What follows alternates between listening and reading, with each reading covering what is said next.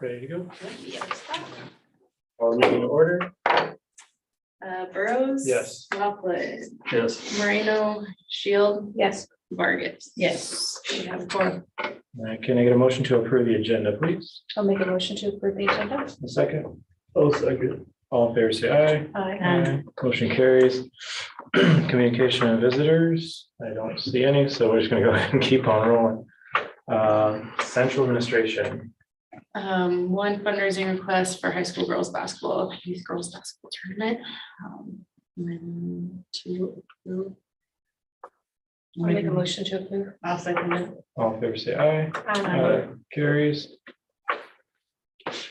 Overnight trips, looks like there aren't any. And then now the at-risk dropout prevention plan approval for 23-24. So this is the updated dropout prevention plan for the following year. And inside it, I don't know if you had a chance to look at it too much, but some details of budget, some other information there. I'll just go over a couple of the main points from this plan. And you can read it right up there in that first page. Just kind of explains, this is part Iowa Administrative Code 281.12.2.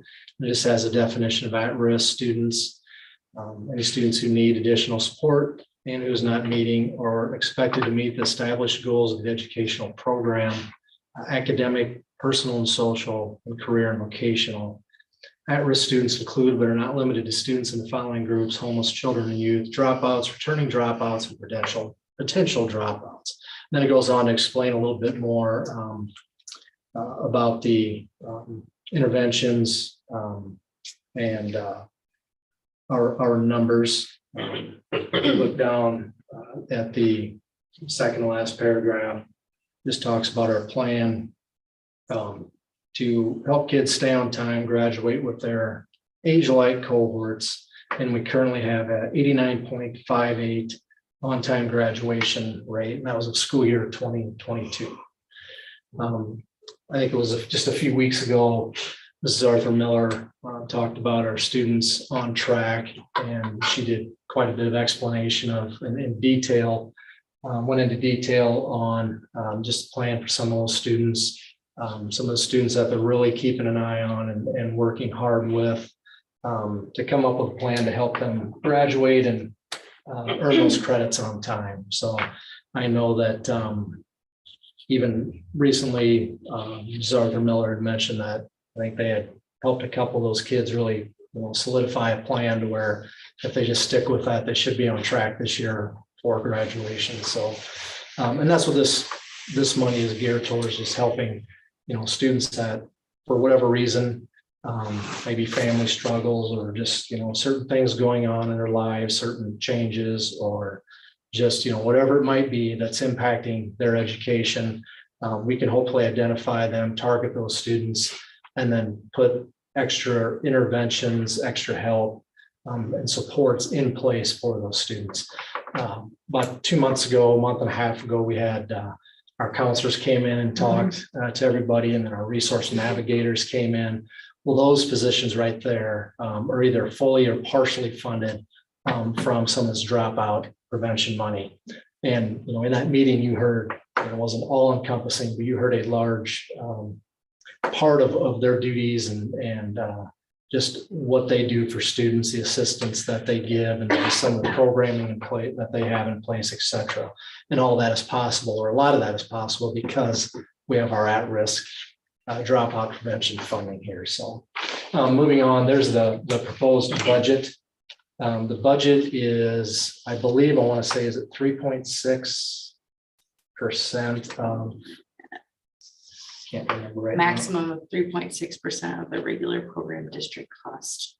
Maybe extra spending authority.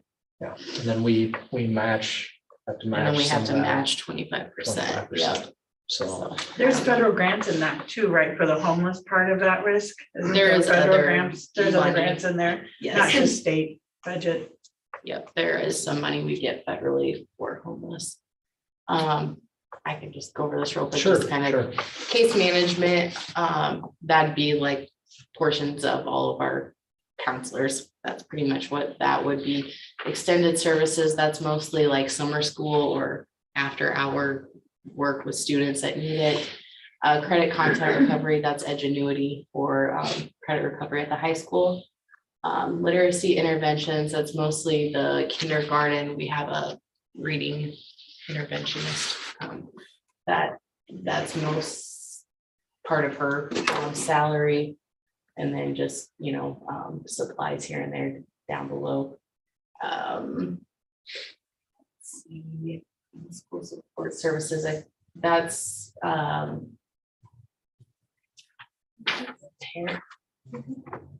hers would be, That goes in the last hers is column. under resource navigators. I think some of that is like para that work with some of those student expenses as well as some teacher expenses there, and then resource navigators. So that's both Maria, who we heard from, and Lupita, who we heard from as well. Parts of their salaries are under there. Questions about the budget part? I guess my only one was, when you talked about the 89, where does that sit statewide? Do we know how we do? Oh. Like, how do we compare to Graduation. other schools with our dropout rate? I think the state average is, if I can answer it. right? Yeah, sure. Depends on, but yeah. Sorry, I think the state average is right around there. It's like 89, it's somewhere between 88 and 90. So I think we sit kind of in the middle for that. It's dropped ever since pre-COVID. So our graduation rate has dropped some. So I do want to say pre-COVID, I thought we were in the 94 range. So that feels right to me, 94, 95 range. And we were trending even upward on that, I believe. And COVID hit, and then we went down. We'd made some changes in terms of expectations and requirements to graduate, but even still had some of those issues that, if I remember from last meeting, we're still trending back up towards that 94. Obviously, that's going to take some time, and as we get back to those pre-COVID expectations, then we'll be back on track, I think, to getting that. Yeah, for sure. I think that every building has a lot of, just a wide range of supports and extra assistance and help and targeted interventions in place. So, but just going to take time. Yeah, we certainly hope to get that number back up, mid-90s. And then this last couple pages just talks a little bit about some of the use of the funds, the social, emotional, safe schools, and some of the counseling services that we have. And then just other examples of current use. A lot of it is staffing, with some materials in there as well, and a few other miscellaneous supports there. So, and then that last page, just as a visual, you've seen this before, just of some of the staffing positions that we do offer based on grade level or building. Any questions on any of that?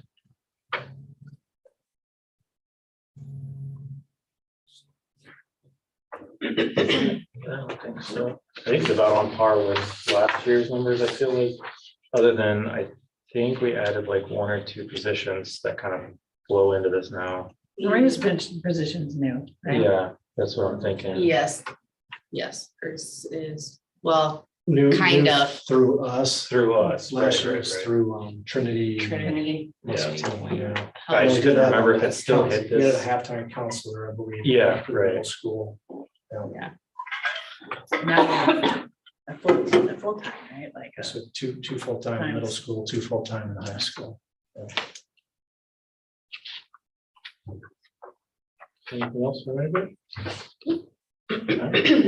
I will need a motion to approve the dropout prevention program budget. I'll make a motion to approve. In a second. I'll second. All in favor, say aye. Aye. Motion carries. Next item, the 23-24 supplemental state aid application for at-risk dropout prevention. I think this is just the formality of what we just Yeah, approved, it's right? basically now just approving staff for that Okay, spending so- authority over this money we're Yeah, spending. on so the budget. in the dropout prevention program, right under that budget breakdown that you saw, there was a dropout allocation. And it did indicate this $288,219 in there. And then that shows the carry forward, it shows our 25% match that Abby was talking about, so on and so forth. So that's what this component is. And whoever makes the motion just needs to read the sample resolution language, which flows over onto the backside of that page too.